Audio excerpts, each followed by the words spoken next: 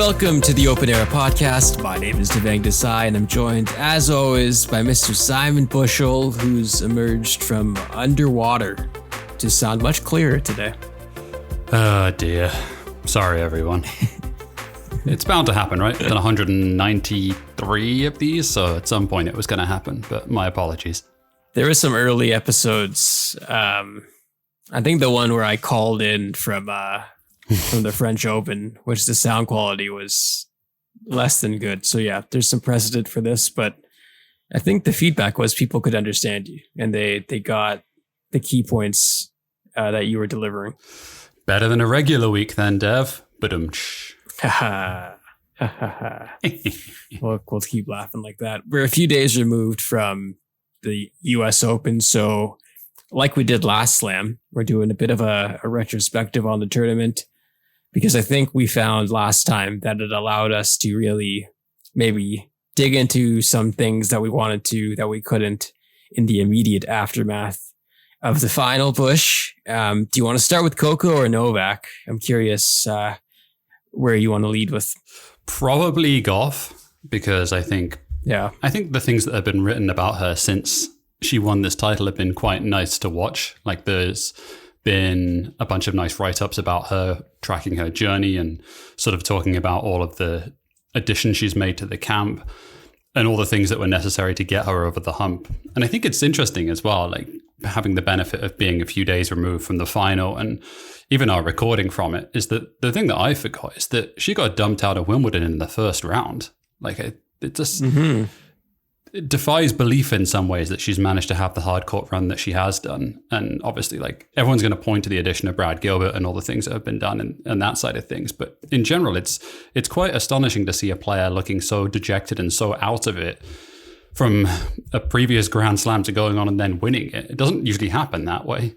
Well, it confirms that the grass court season's a joke and you can't read anything into what happens, really. Can you?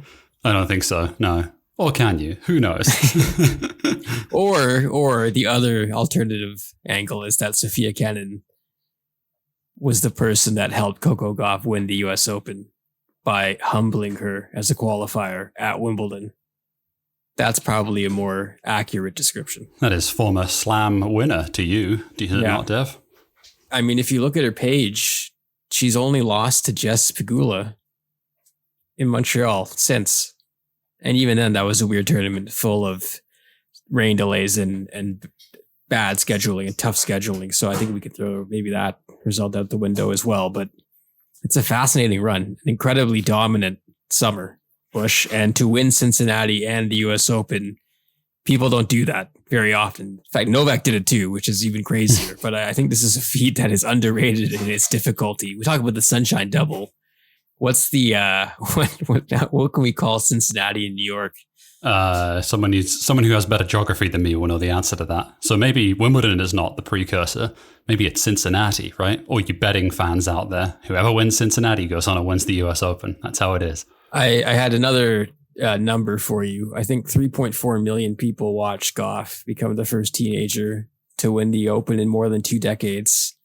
Which is a big number, but it's also bigger than the men's number, which does not happen very often. I think Novak and Daniil Medvedev garnered 2.3 million people to watch that, which was still a strong number, but it was the most viewed women's final of any tennis major broadcast ever on ESPN. And it was up 92% from last year's women's championship. So I hate to be that guy, but tennis needs Coco Gauff to be good for a while, Simon. This is the true belief I have, that these numbers are going to make the wrong people salivate. And God, I hope she can be good for a while. Well, I think a slight correction on that. American tennis needs Coco Gauff to be good. I think that's correct. Sorry, I should have added American tennis. And by the wrong people, I mean like TV execs and like the people who are deciding where to send their broadcast crews to cover tournaments. In ESPN's case, outside of the slams, I think they've scaled down their coverage considerably, but I would imagine the Coco Gauff watch would take on a life of its own if we could get more high profile coverage of the grind of tour life as opposed to just the slams. I just love the idea of a bunch of executives running around the offices at ESPN headquarters. Where are they? Somewhere in Massachusetts, right? Is that right? Connecticut, yeah. Yeah. And someone going like, scale it down. And then an American wins. Scale it back up again. Up. Nike's like, well, I guess we got to start making clothes again and not just throwing paint at a wall and seeing if that works. That's a huge number though, Simon. And that's, I know NFL's on Sunday, but college football is a big deal in America. And to get that number at 4 p.m., like that is some heavy competition. More reflective on Gauff winning or more reflective on the fact that Djokovic is not a draw? Or is that perhaps too provocative to say? No, I think you have your angle with that, but I do think that the number compared to last year as well kind of leads me to believe that this is more Gauff driven, and the fact that I know this is not a good way to gauge how popular something is, but when you have such a wide swath of celebrities from different fields watching it, then you know it's a big deal. So I feel like she cracked the code, Coco Gauff, and she's in that must watch for the casual tennis fan. That role was previously occupied by Serena and the big three. Did you see any of the write-ups about the camp that came out? I very much enjoyed the Jonathan Jurečko one in BBC Sport, where he was talking specifically about the exploits of Brad Gilbert and some of the more strange quirks that he has. I did not know that Brad Gilbert only talks in even numbers, like he never says an odd number. Did you know this? Yes, I think I did, vaguely. How do you live your life that way? What numbers are you omitting? I mean, I would love to know how that came about. It's very, very odd. One of the other things I thought was interesting was they were talking to Coco Gauff's hitting partner and also having a conversation about what technical changes did they make since Gilbert and Jenkins came into the camp. And it sounds like, I mean, I'm kind of calling bullshit on this one, that they didn't make any technical changes to the forehand and it was all mental and it was all like trying to get her to be more aggressive and in some spots and more patient in other spots. But I have to believe that's just a bit of like trying to pull the wool over the eyes of the tour, and that they actually try to do a bit of things, and also trying to keep faith for Gauff as well, of keeping a public presence out there, because surely, honest to God, they must have done something with the forehand. I also find like this is kind of the way, this is how I found Felix's coach speak in terms of like improvements or like what they could do. And like, you have to imagine there's other things happening. Like they're not going to give us the full book, but they talk about it in like vague superlatives. You're like, yeah, sure. Like that makes total sense. But yeah, maybe there's something to not letting their opponents crack the code. That being said, like, I feel like these people are around each other so much that, you know, like how many secrets can you really have? Yeah. And also how much of this is just coaches have got so good in giving stock answers that the rest of the sporting world is so diluted at this point that it's barely worth listening to some of these people talk, because they just speak in either platitudes or have been PR'd to the point where no one says anything about anything. Press training is what they call it, right? Did you see the video of Coco Gauff's brother going and just mental when she won? That was great too. I did see that. And I think in general, there's been a lot of good family stuff as well, right? Seeing both Corey and Candy, Coco's parents, some of the interviews that Coco Gauff was given about how her father was in floods of tears as well. It seems like this is obviously a very close-knit family. And I think just a really good example of decent quality parenting in a sport that doesn't usually have them. Yeah, and I will say the Federer allegiance, the teammate stuff, they generally seem to do this right. I will couch this with the association with Sasha Zverev, but like generally, it seems like Tony Gotzik and this crew generally know how to navigate pretty much the unprecedented, and then having Federer as someone to go off of. And obviously, this is not the same, but I feel like they're in good hands, so to speak. Yeah, I agree. Who was your favorite celebrity in attendance, by the way? We didn't cover this on the show. Oh, man. Probably Cousin from The Bear. Yeah, I think that's got to be my answer. I think they were shouting out someone else. Like it was like Timothy Chalamet, but Ivan Moss Backrack. Wow, I'm not pronouncing that correctly. When they showed him, and I'm like, wow, I think he's more famous currently. So I'm going to choose him. Yeah, fair enough. I enjoyed Kevin Durant being there. Yeah. Didn't know he was such a big tennis fan. Incredible. Yeah. He also very aware of how tall he is, which I respected. Like he knew he was blocking people at times and was trying not to. So I respect that. It was a good tournament on the women's side, was it not? It had its ups and downs, certainly. But I think all in all, to get the winner that we did, and looking at this with the benefit of hindsight and a few days removed from everything, the best player won. Does that seem reasonable? Does that seem fair? It feels like it does. It does, and yeah, it makes me very excited to see how this season wraps up. It's also making me very excited to see how the WTA develops in 2024. Because, I mean, if you want to stick with the big three, you can. But I think you can earnestly say that it's pretty top heavy, and there's good depth on the WTA. So it's a pretty ridiculous combination in terms of matches that are worth watching and match production of the highest level. So we're in a good place. We're in a really good place. Yeah, I agree. And if you look at the top 10 now, or you're looking at the players that are in it, I think it's a decent reflection of what the season's been. I mean, literally that's how it works, but it's only really Zachary, right, that is the outlier in that of someone that's not had a great season. And I think, I don't know how long it's going to be until Coco Gauff is world number one. It's going to be interesting to see if she's able to ascend that mountain, because Sabalenka has a lot of points here, and she has a tendency to hoover up titles, or at least make the latter stages of it. So it's going to be tough sledding for Gauff to make the world number one position.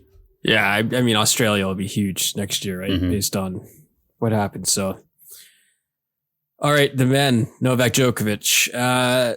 I don't know if you saw this, Bush, but there was a quote. I guess he was doing press, a bunch of press, obviously, since he won the U.S. Open. But I think in Serbian, he's a little more, I would say, open, maybe, or like, yeah, he'll say what's actually on his mind. Whereas I think in English press, he's a little more guarded, and I can understand why. But there's a quote going around about like how he'd be perceived if he was from the West, and it was misquoted by a few journalists, which I think happens quite a bit, which enrages people who speak Serbian or like Novak Djokovic, which I can also understand. But in any case, this is what the actual quote was from Novak. When asked if he is the greatest of all time, he says, "I will leave that up to you to decide if I am or not, or if I should even be a part of that discussion. If I wasn't from Serbia, I would have been praised more in the sports world, especially in the West. But it's part of my journey, and I'm grateful that I'm Serb." So that was the actual quote. The other quote made it sound like a bit more hyperbolic and like, I am the greatest, I am the gift of the gods. But I do not think Novak is wrong here, Simon, is what I wanted to say. I think he is right. Just basically, he's dead on. I think where people are from has colored how they're painted quite a few times, many a time. And I don't think that is not the case here. I mean, I would agree entirely. I think there's a small element of this as well, is that he's just not a very likable person in terms of some of his actions as well. Which, yeah, there's that too. But I don't think that should cloud from, certainly, if we want to frame it as sort of a Serbian racism, to go down that right. Oh, certainly discrimination, right? It's like just like Western elitism. Yeah, there's some elitism, and like I bring this up as well because this has been mentioned a few times on our show and in the Discord, especially. I think Pogs brought this up, but the fact that the UK tried to get Novak to join them in 2006 and Roger Draper, Jack Draper's dad, leading those efforts as the head of the LTA, like it's pretty remarkable how big of a sliding doors moment that could have been, Simon, in so many ways, right? Like, does he still become this if he's an English lad going to Eton or wherever? Or like, I don't know what happens to you once you're sucked into the UK elite, but like, is that drive still there? Jesus, imagine this dude being in the LTA. I don't know if that's a good or a bad thing. Also raises the higher likelihood that he'd be further around Nigel Farage, which, also problematic. True. Also true. Yeah. I think the other thing that I found most surprising post Novak winning number 24 was Goran Ivanisevic's coach saying that he wants to play in the LA Olympics, which is quite a while from now. It's 2028, correct? Yes. So he would be 40-ish, 41 maybe at that time. David Ferrer also quoted as saying Novak can keep playing like this for 2 to 3 years. I think this is a fair statement, Simon, but I kind of pivot off that and say, I didn't get the sense that he was having a super great time playing at the US Open. Do you know what I mean? I think when he won, it was wonderful and it was massive. And I think he loves winning these big trophies and it's really important to him. But on the court, I didn't get the sense that this was Novak's favorite slam. And due to however many issues you want to describe or the heat, etc. But it just felt like he was going through the motions a bit. It's only going to increase as he's running up the score against no one. So I doubt that he will play this long is kind of what I'm getting at. Yeah, I mean, he was also dying on court as well, which probably didn't help in that regard. The vibes are bad when you can't. It's true. Or your legs are shot or whatever it was. I mean, who knows? I don't think we actually got confirmation of that being a couple of days removed from this one. Interesting week for the Serb as well, right? He was on John McEnroe's McEnroe Places, right? The ESPN Plus thing. Did you see this where he had a sit down interview with John McEnroe? There's some back stuff in there. It's interesting timing of this. Obviously, like they must have recorded this prior to him winning 24 and all that kind of stuff. But it is interesting that he would sort of end up on this and John McEnroe of all people is sitting down with him and having a conversation about his views on the COVID vaccine situation. Is this real? Did this actually happen? It is legitimately true, Devang. I promise you. No way they talked about the vaccines on this. It's true. It is honestly what? True. Oh my God. Do I have to watch the what? Do I need to send you a link to this just to prove it? Yeah, please do. I guess I need to watch this now. Oh gosh. That's insane. Okay. They really are giving anyone a place to show, on this. I get the Manning thing, I guess, but I don't think John McEnroe needs places. I think he's fine. Pretty harrowing week, just based upon even being very, very closely removed from some of Novak Djokovic's actions in regard to Kosovo and hearing some of the Romanian fans at the football match chanting Kosovo is Serbia, I saw that. Which obviously like incredibly discriminatory in its own right, but it's kind of fascinating, isn't it, that we talk about sliding doors moments, but we also talk about seeing actions from one professional and a person who is, a figurehead and represents a lot, to see that kind of behavior just a couple of weeks removed from it. It's not great, Dev. And, I'm not directly implicating because that's incredibly unfair, but it opens the doors for this kind of behavior to happen. Reason number 6,541 why Twitter/X is terrible now, or it's getting worse by the day, is that I was searching for news on that event because I saw the game was suspended, but I wasn't sure why. And God, the filth and the apps, just a cesspool in there to navigate through and find actual news. So yeah, awful stuff. Awful website now. All right. Anything else, Simon, US Open wise, before we move on? The first week was better than the second in my eyes. I enjoy the first. It always is, isn't it though? Really? I think so. But Pog has convinced me of this, and I think it's always true as well. The first week is better. I think you want to believe, though, that as you get to the second week, round of 16, quarterfinals, semis, and finals, that you're going to see a higher level across the board. And I think it's not certainly been the case in the last few finals that I've seen. Saying that, I mean, I enjoyed the women's final. I thought it was competitive. I thought it had some good emotion and drama. And I think the men's final was awful. I don't think anything's changed being a couple of days removed from it. Good for him. All right. So I'm now reading this. That is real. That vac. Oh, God. I was never anti-vax. I was always pre-freedom to choose. And that's something that we really took for granted. I didn't feel like a lot of people had a choice, really. Great stuff, John McEnroe. Great stuff, everyone. Wow. Okay. Hard-hitting journalism. Woo! I can't believe that's real. Okay, moving on. We'll come back to close up this week's Open Air with parting shots. We'll talk Davis Cup in heavy quotes. Davis Cup, but also right off the top, when we come back, Simona Halep banned 4 years to follow it from that, coming up on Open Era.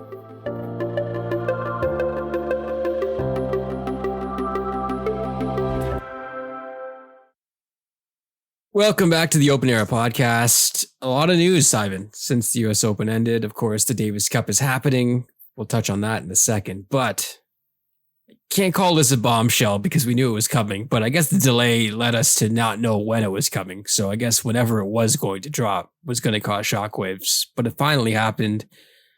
The International Tennis Integrity Agency confirmed that an independent tribunal has suspended Romanian tennis player Simona Halep for a period of 4 years following breaches of the tennis anti-doping program, TADIP. 4 years, Simon. So we're talking pretty much the end of Simona Halep's career, competitive career, at least if she's 31 now. I don't know if you read the full release by the ITIA, but it was pretty in-depth. I did read it, and it seemed pretty convincing to me. I know Simona will appeal this, and I mean, you mentioned off the top, like this might be the end of her professional career. We have seen, I mean, historically, Maria Sharapova got her suspension reduced from the 2 years down to the 15 months. I don't see a situation where this gets reduced. This is a lot worse than I think than the Sharapova situation, and the irregularities that were in the biological passport across the 51 different occasions that it was tested. I mean, she seems pretty guilty to me, Dev. It doesn't seem, I mean, I'm not an expert on this, right? But you can only judge by what these organizations are saying and what this report is confirming. I'd be shocked if we see her play again professionally. Yeah. And I think it's interesting, like the people who have been standing by her have continued to, and that includes Patrick Mouratoglou and Darren Cahill, some two very high profile coaches in tennis, who, I mean, by association, they might have a lot more to lose by doing this than we initially thought, Simon, and maybe that's perhaps why they have remained so steadfast in their support. I mean, obviously, I think they're human beings who have forged a pretty strong relationship with Simona through their years working together, but I think it's worth noting that they are still standing by her, and why that is, and if it is because they know that she is clean or if there's another reason. Yeah, I mean, I don't want to be the cynic here, but it certainly feels like it is the latter on that one. To me, like looking at this with trying to be as neutral as possible, it seems like the coaches of this athlete, who is a high-profile Formula 1 number one, multiple-time slam winner, would want to try and keep their association with her clean and not want to look guilty by association. That certainly looks how it looks to me on the surface of it. And I mean, there's been players as well that have spoken out in support of Simona Halep. I think John Millman, Elise Cornet, the PTPA, which, as they should, put out a statement saying they're going to support Simona Halep through this appeal process. I think that was excellent and exactly what a players' union should do. But most surprisingly, maybe not, considering Serena's dropped some shade before. But did you see this Serena Williams tweet, Simon, following Simona Halep's suspension? I did see this. I thought this was a pretty shitty look, honestly, Dev.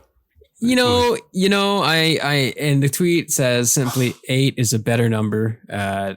Serena ended with 7, with 8. No, sorry, she ended with 7 Wimbledon. So I think this is referring to that 2019 Wimbledon final, which she lost to Simona Halep. Clearly, this pissed off a lot of people. This also made a lot of Halep haters extremely happy.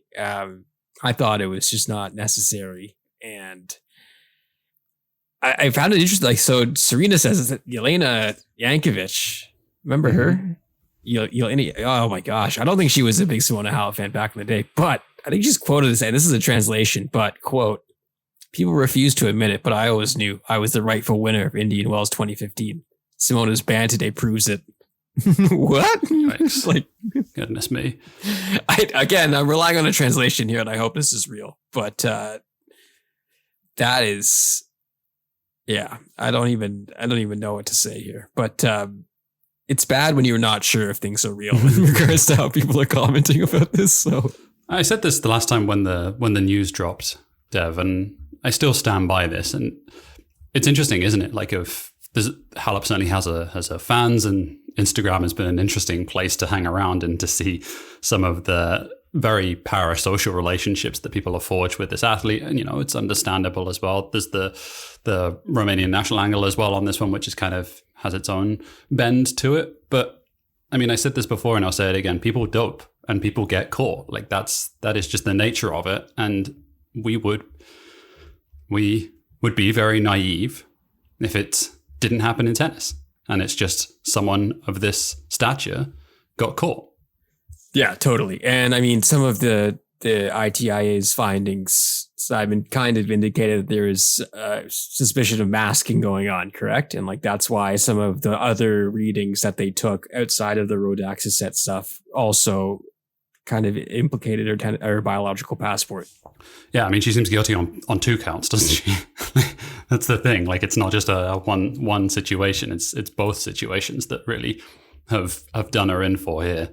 So this is going to cast the Court of Arbitration in Sport. If you're a soccer fan, you're well familiar with them because they have a history of doing some huge litigation regarding whether teams can compete in certain places or who can play for who. So that seems to be the next step. And that seems to be where the Halep fans and the Halep supporters are banking on, that she will be vindicated. But that should be fascinating to see how that plays out.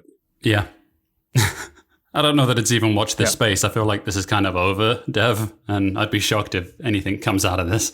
Cast, though. They like to do their own thing. So. That's true. That is true. Okay. That's one Halep. Now, the Davis Cup. We're recording this as this qualifying round for the finals is happening. I almost tried to explain to you why I had to say qualifying round for the finals, but at this point, the less said, the better about the organization of the Davis Cup. But I will say that in this final group that is vying for the knockout round, there are some huge names, some wonderful names, some young Canadians making waves. I thought the Canadians rocking up to Unipol Arena in Bologna without Felix, without Chapo, and winning that tie was pretty awesome. Alexis Galarneau, Gabriel Diallo, who showed out at the Canadian Open, beat your boy Lorenzo Musetti. Did they take Musetti's passport after that, Bush? I hope so. Goodness me. My God. Mamma mia. Alexis Galarneau and Vasek Pospisil also won in doubles. Fantastic result. Wonderful for those guys. Defending champs, Canada.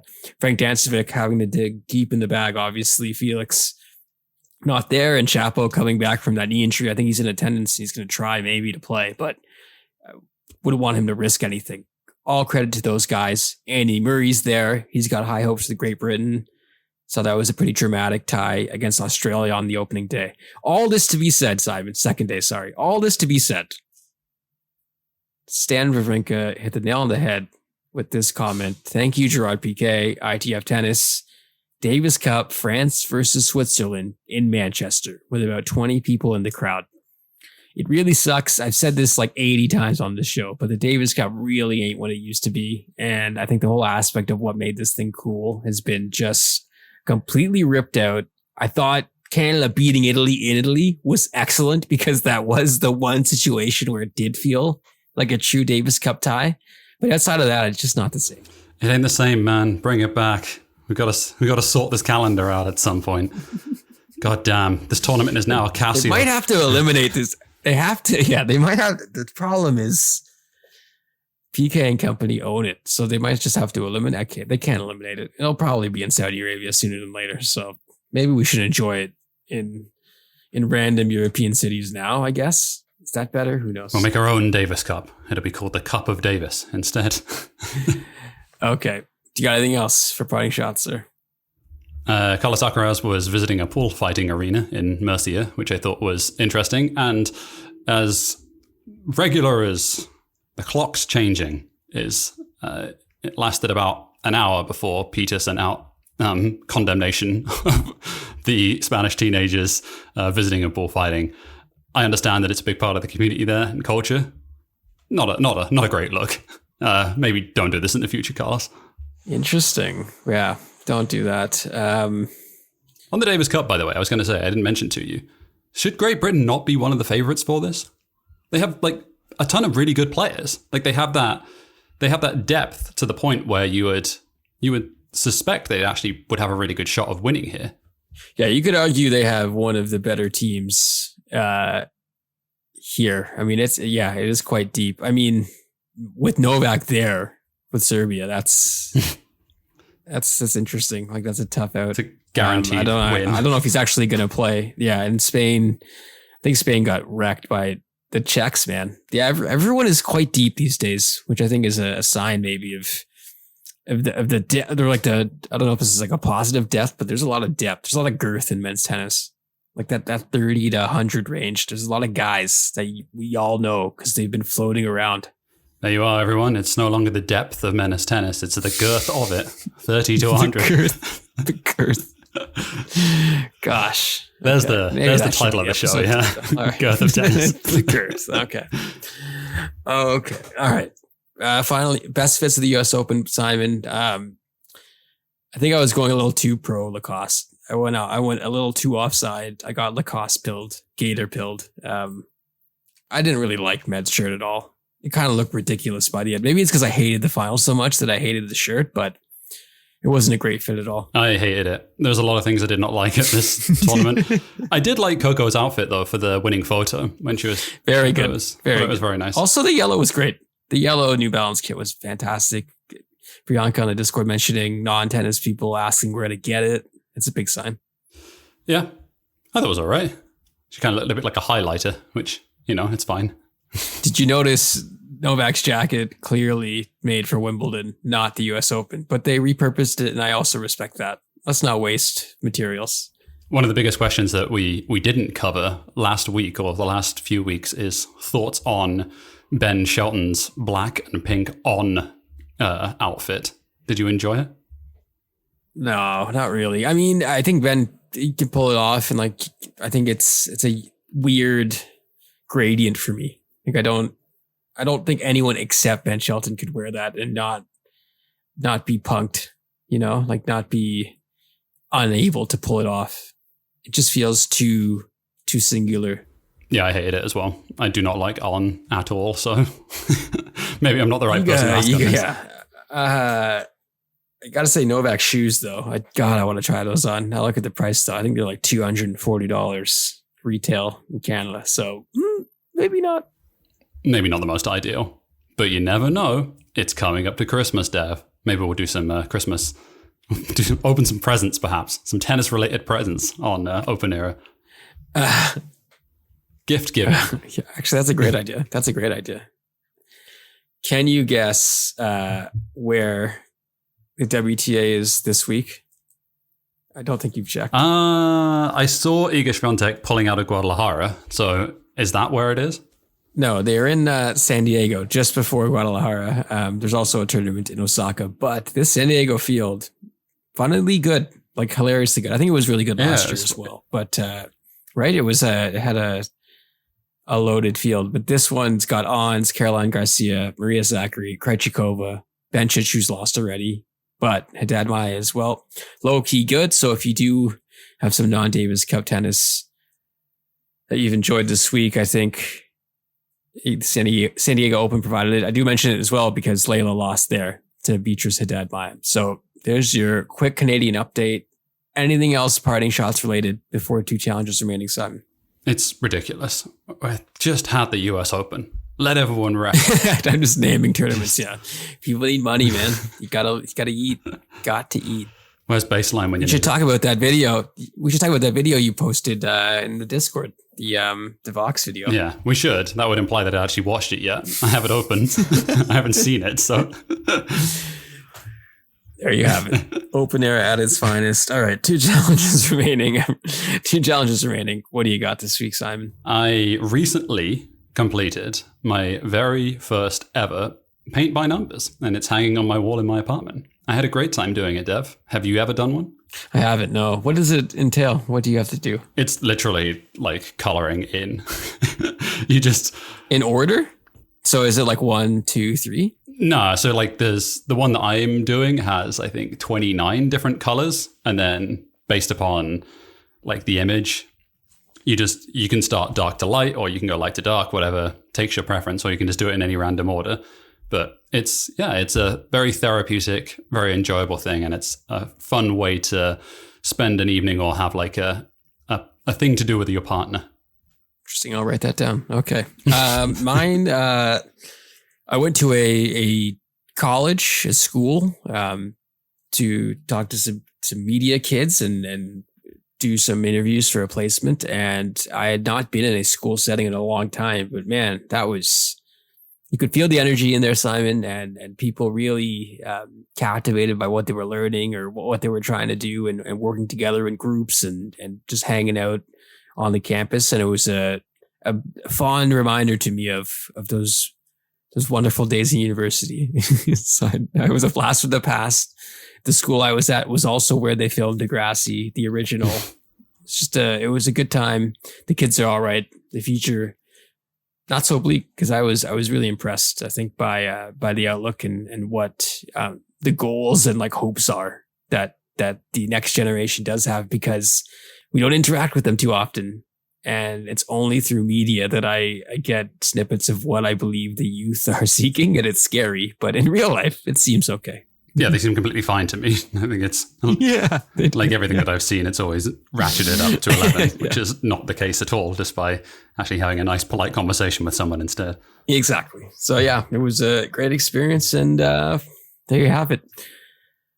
This has been the Open Era Podcast. A reminder, we are on patreon.com/Open Era. Join us there. Get the show ad free. Get it early when we do special post-slam check-ins like this. Plus, join us on the Discord where we're chatting tennis all the time, including post-slam, even though everyone's taken a bit of a siesta as we recover for the home stretch of 2023. We're also on Twitter @OpenEraPod, where I am struggling to still tweet, but I will try. So keep following us for the good stuff. What a pitch. Over there. What a pitch. Wow. It goes even worse than last week. Oh, God. Okay. For producer Dylan on the ones and twos, and for Simon, thank you so much for listening to Open Era. We'll talk to you next week.